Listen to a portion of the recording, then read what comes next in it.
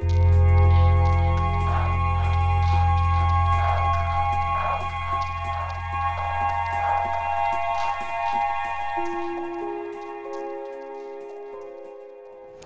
yeah, my name is Martin Stephen Jones. I am from Greenock and I'm a singer-songwriter guitarist. I'm just going to completely ad-lib and go for it and see how we get on here. And hopefully it doesn't sound like one of my other songs.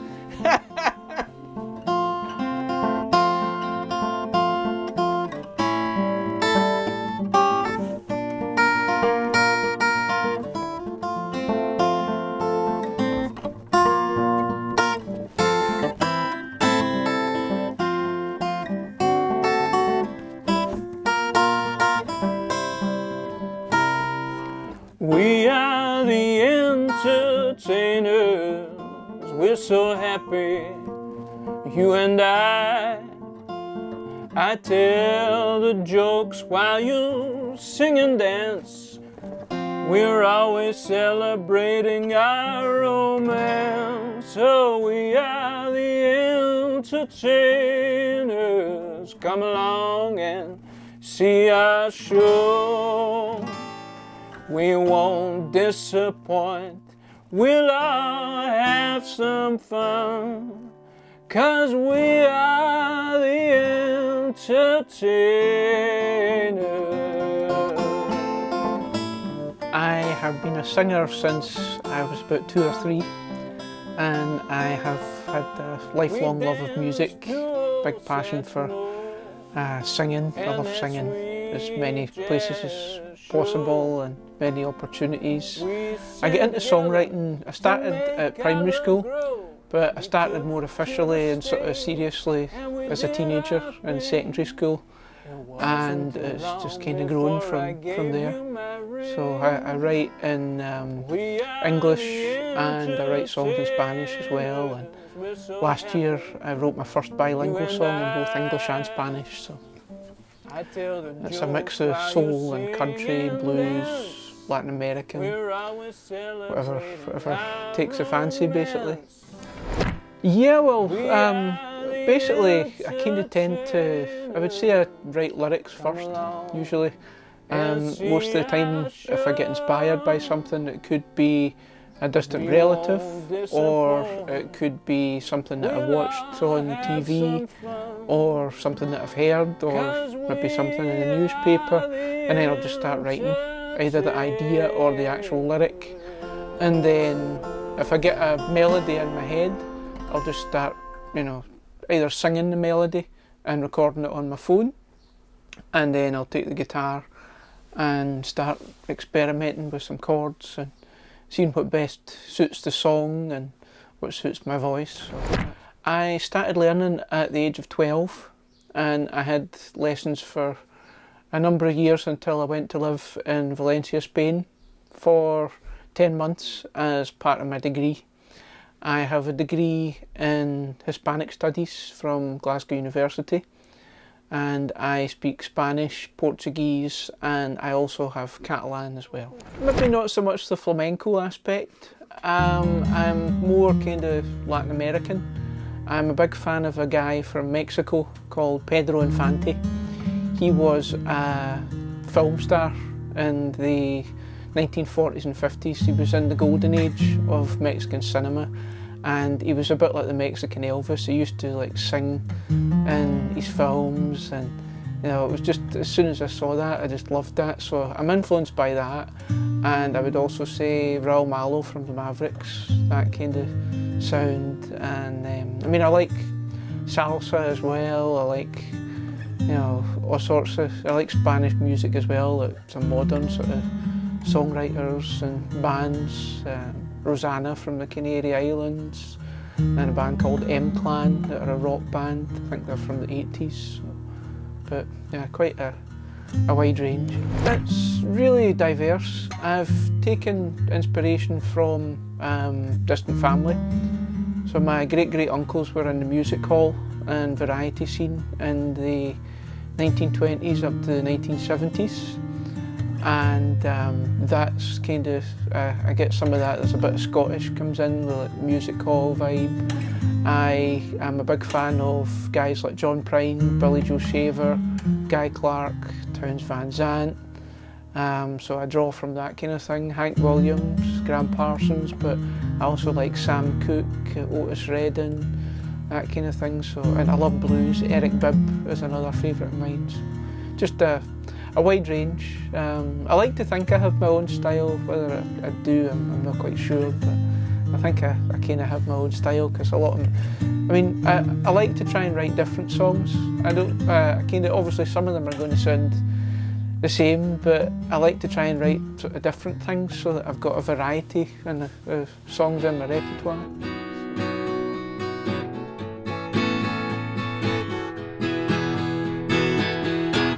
The curtain is rising, it's time for the show.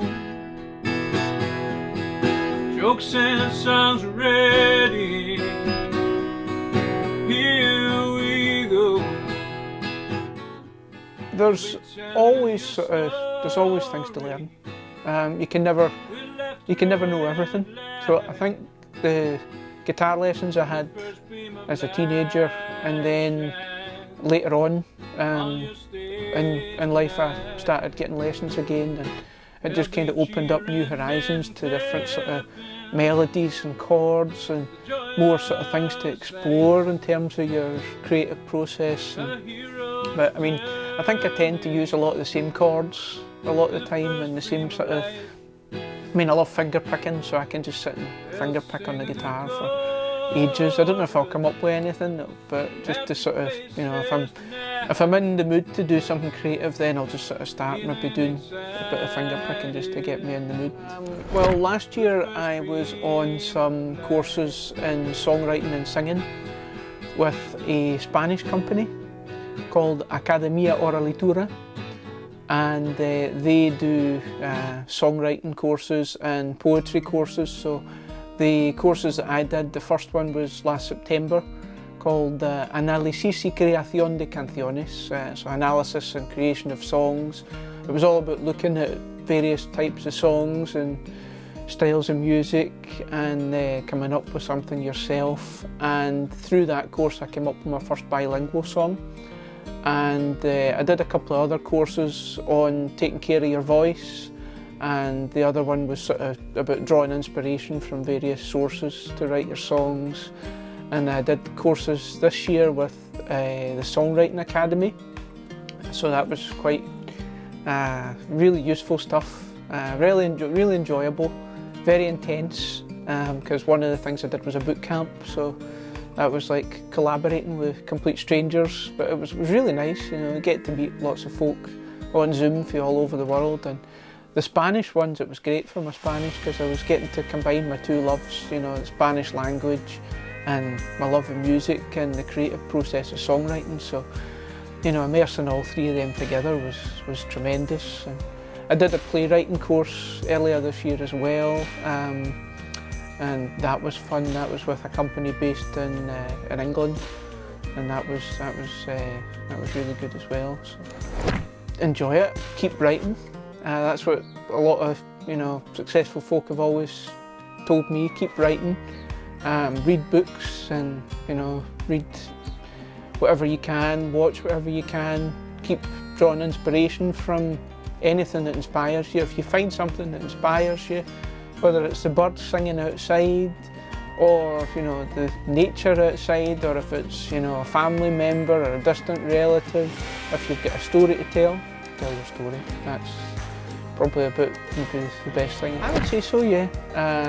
Based on the fact that I've drawn inspiration from various local creative projects in the past. I did a project at the Beacon Arts Centre called The First Beam of Light with Findlay Napier, and I wrote a song which I'm still very proud of today called The First Beam of Light. And I was also involved in one called Absent Voices, also at the Beacon, with Yvonne and David Lyon, and I wrote a song called The Sugar Boat that was inspired by the MV Captain Yanis. And the last one that I did was with James Grant, and it was the Broomhill Community Project, and that was tremendous. It was basically listening to stories of people that lived in the Broomhill community through the years, and you were to take their stories and turn them into a song. So I took a story of a guy called Squid, and I came up with a song called Characters. So, and it was a very sort of different style for me, because working with James Grant at the time, it was just so different, because you know, he came up with all sorts of different ideas musically. So it could have been like a folk song, it could have been a blues song, but it ended up kind of being like a funky kind of thing. So I was quite pleased with the end result of that song. Future, well, I have my songs, two of my songs will be featured in the Songwriters Uncovered series concerts, which are happening this weekend on the Friday and the Saturday evening at 7:30. And those will be streamed on the Beacon Arts Centre YouTube page for free. And what else will I be doing? I am in process of writing my musical and play. It's a very slow and long process. I've been doing it for years, but I'm hoping to try and make some progress with that. I want to keep writing songs. I'm also thinking of auditioning for The Voice again. I did The Voice in 2017 and I got as far as the London callback stage. Didn't get to the red chairs, but that was like the stage before the red chairs, so I'm thinking of doing that. I would also love to finally record an album at some point. Don't know when that'll happen, but I really want to do that. And I want to get back out playing for people as well at some point. Not really, no. I mean, I because I've been doing the workshops and the courses, that's helped. And I've done virtual concerts. The one place that I must mention to you is the Greenock Boat Club session. They are a fantastic place to go if you want to showcase your music and you want an open platform where there's like no judging, it's all friendly.